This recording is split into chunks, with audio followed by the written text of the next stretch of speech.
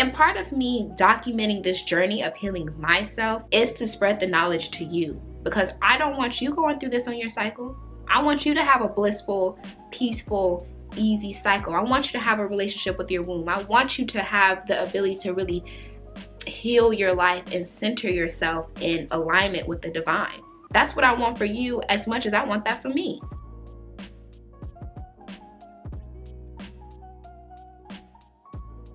Okay, so the reason why there is such a long pause between this video and my last one is because I was a little intimidated by the information. I was a little intimidated by what the book was asking me to do, but we're gonna get into that a little later. So page 24, creating your sacred altar. This is the designated area where you will commune with the Creator, receive spiritual, mental, and emotional comfort, and gain inner guidance through visions of your greater upliftment. Altar work is something that I am actually familiar with. I would say that I have maybe 2 to 3 altars in my home already. I have an altar for my ancestors. I have an altar just for myself, for me to just come and place things that is special to me, where I can just come and like rejuvenate. My crystals are up there, my candles are up there, I have little notes up there. So I am very familiar with altar work, but I do not have an altar specifically for my womb health, just for my divine feminine sort of care. So I am interested in making one. The next page over, where it was just showing us how to create the layout for our altar, I was with this too. I was like, okay, the feather, the oils, the flowers, the tablecloths, I was with it. Picture of my ancestors, picture of my sacred self, picture of the elders, the contemporaries. I was like, oh, okay. Here in the paragraph about the pictures, where it says, next add framed pictures or symbolic representations of the spiritual guardian, ancestors, elders, and contemporaries who support you at each gateway.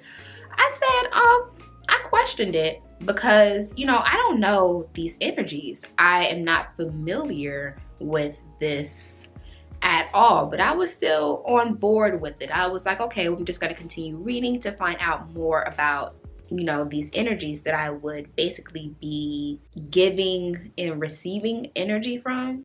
Moving over to, and I call myself a woman. Now, honestly, this made me sad. Basically, how this poem resonated with me, it just made me feel like my entire life I've just been neglecting my womb. I've been treating her with such disrespect. I've been treating her with such hate. I haven't been taking care of her, and I've just been neglecting her and have not been loving her. Let me just read a little bit for you. How can I become a woman when I don't even know my womb? I have never had a conversation with my womb. So how can I consider myself a woman? I have been with you, grown with you, been through rites of passage with you, from childhood to adolescence to adulthood, and yet I have never had a conversation with you. You have been a victim, a consequence to an action, a symptom of a disease, and an effect of my action. I have never spoken to you, consulted to you, inquired of you, cared for you, or understood you. And I call myself a grown woman. I have used you for my own purposes: money, favors, alleged self-esteem, beauty, clothing, food. I have allowed men to probe you, doctors to drug you while I held you down. If I had known someone who had done all these things, I would call them the names I despise the most: murderer, thief, liar, betrayer, demon. Yes, I would. And I call myself a woman.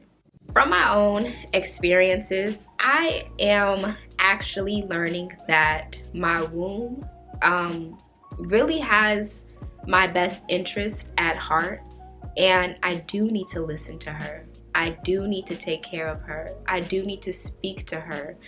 It's a form of self-love for me. Even now, like after reading this poem right now,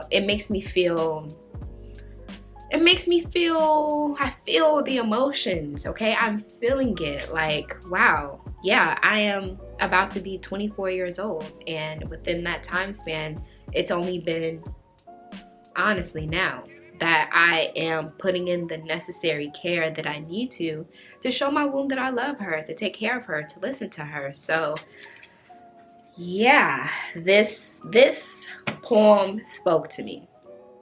It definitely did.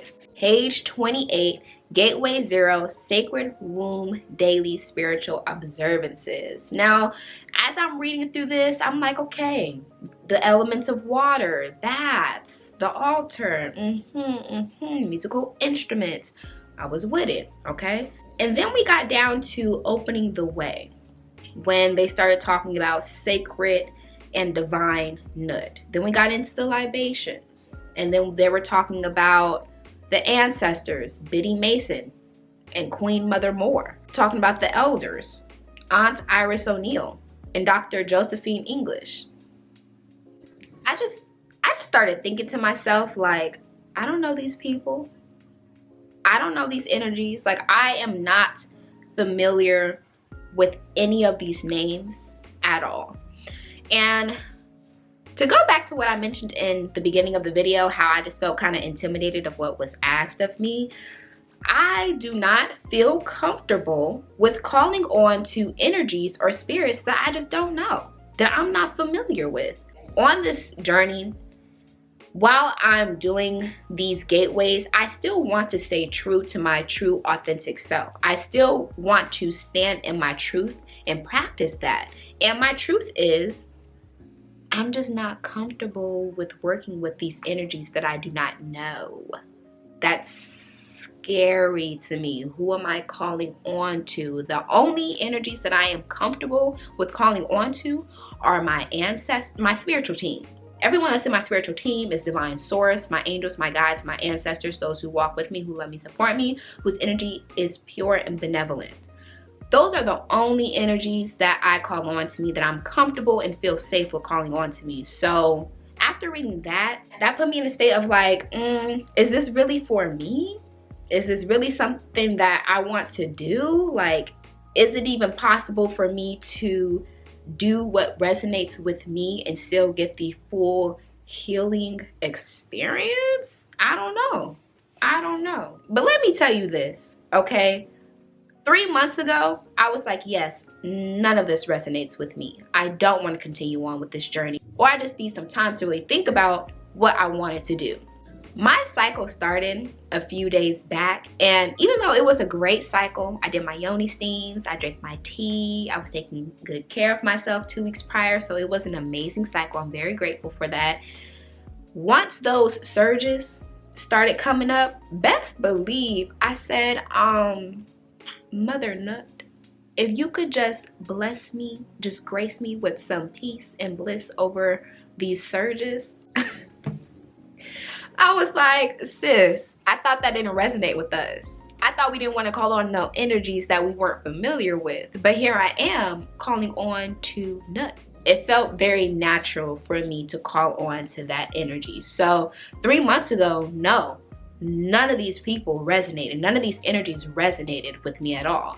But best believe in that moment, I for damn sure called on Mother Nut. Okay, so I guess I don't even really understand that. Me coming from a place to where none of this resonates with me until I'm in the moment and I just am speaking from my heart and I call on Mother Nut and I'm like, okay, well, maybe that resonates with me. So I don't know, maybe in the future these contemporaries or these elders, maybe they might start resonating, but for now, Mother Nut, we cool. Her and I, we cool. I'm still getting to know her, but we cool for now. Something else that really resonated with me is the section where it says Sacred Healing Color and Stonework on page 30. It says Moonstone opens us up to our true femininity so that we can become one with our divine selves. Moonstone also aids in healing tumors. It is connected to the moon and the female aspect of a woman's emotional nature. And look what I have. I went out and purchased me this moonstone, and I was heavily using this around the time that my cycle was gonna begin, and I love it. I dig it. I need to get a little necklace for me to keep it right here for when I start my cycle. But yes, the flower essences. I highlighted pomegranate and black-eyed Susan. Pomegranate, it says, creative expression of the feminine aspect of the self, both in procreation and in worldly creativity. Black-eyed Susan, clearer insight into hidden or buried emotions. Like, those are two essential oils that I may have to order today. Like, I want these oils. I do want to start just working with these oils. It seems cool. Like, it's intriguing. It excites me. Like, moving on to page 32, the keepers of the sacred womb. We have the ability and responsibility to heal ourselves with natural ways using the elements of air, fire, water, and earth. Now, I know in my past videos, I was like, yes, air, fire, the elements. Like, I am excited about using all of the elements to my advantage, of learning more of the elements. And every time she brings it up in the book, it's just like, it's just exciting. Like, that don't excite y'all? Are y'all excited about that? Comment down below. If you are excited about learning more about using the elements to your advantage, like, comment down below. I can't be the only one that's excited about that. Welcome to the Sacred Womb Circle.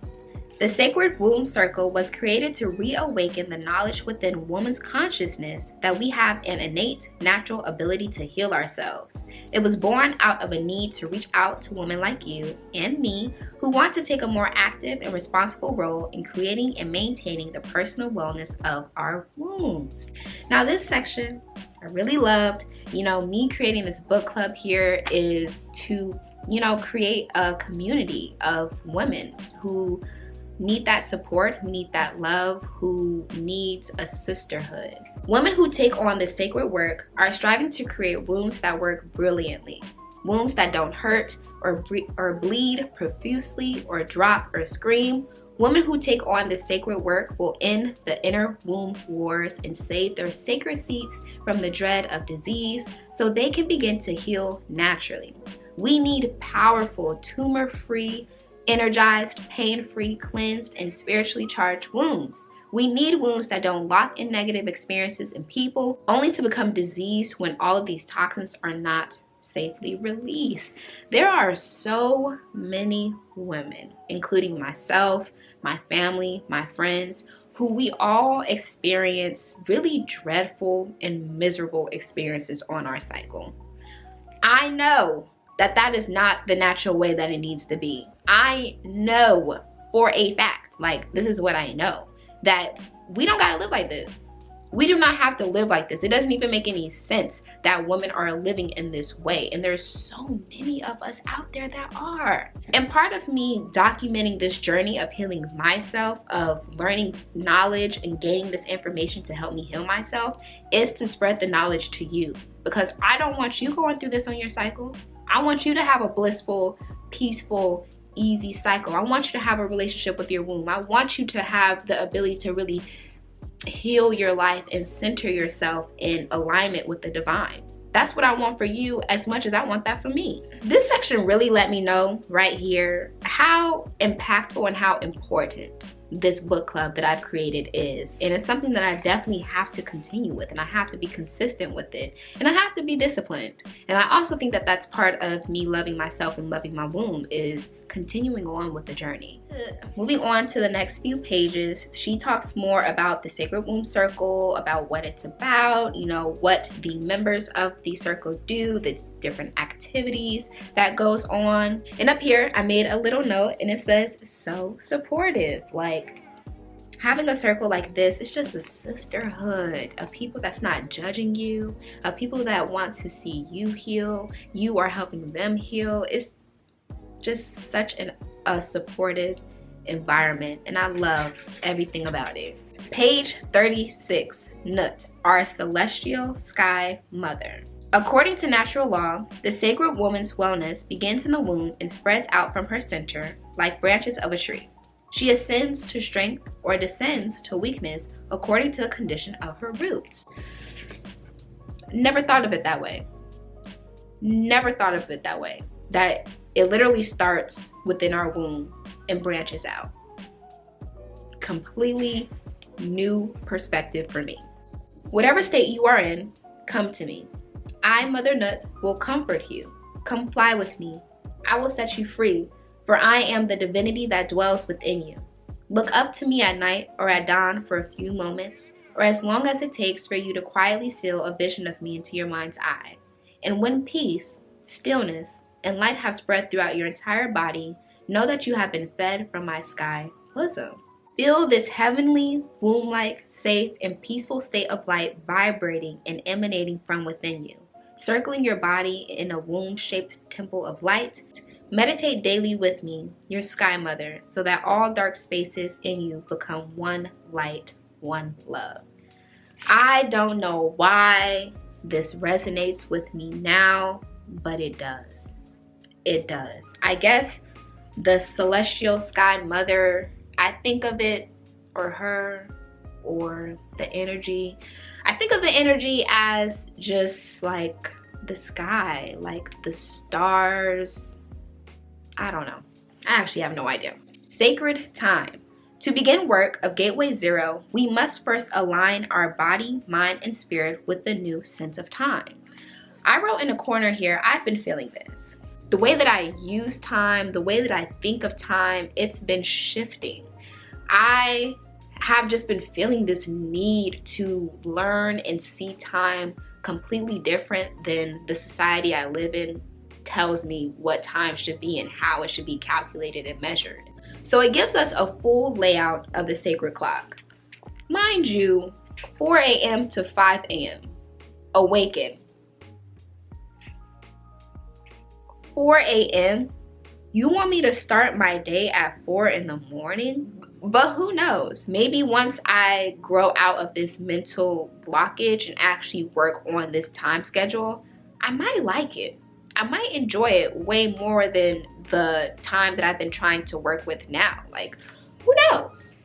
Who knows? So I do have a question, if any of you can answer down below. Maybe you've already taken this journey, or maybe you are a bit more knowledgeable on this information and these gateways than I am. But my question is, if I want to take only what resonates with me, for example, Mother Nut, that's something that resonates with me. The elders, the contemporaries, Biddy Mason, all those people, calling on to them, that does not resonate with me. Probably as I go along in the book, there probably will be other things that just does not resonate with me. So can I still receive the full amount of healing that I desire while leaving some things out? That's my question, and I really want to know that. And I feel like no matter what, I'm still going to do what resonates with me. I'm not going to do anything that makes me uncomfortable or goes against my authentic self. But I'm just very curious in knowing, am I going to get the full healing experience? I'm very grateful that I decided to pick up this book again and continue reading it, continue on this journey. Thank you guys all for all of the support. You guys have really enjoyed my past Sacred Woman Book Club videos. And thank you. Thank you so much. I am excited to continue reading. I am back on this journey. I am back to being committed to finishing the book, and I'm excited to continue reading. I am back on this journey. I am back to being committed to reading this book, and I hope you guys are excited to what's to come, because I am super excited. If you've made it this far to the video, please comment some of these little magical emojis. I just want to know who my real ones are. I want to know who are my true supporters. Now we have reached the end of this video. Thank you so much for being here. Thank you so much for watching. If you haven't already, be sure to follow me on my Instagram of Coco Dumpling and Made by Lady Z. And be sure to follow me on all of my other social media so you can always stay up to date with this pretty little thing right here. And always remember to walk in your purpose, stand in your truth, and keep those vibes high, and I will see you guys in my next video.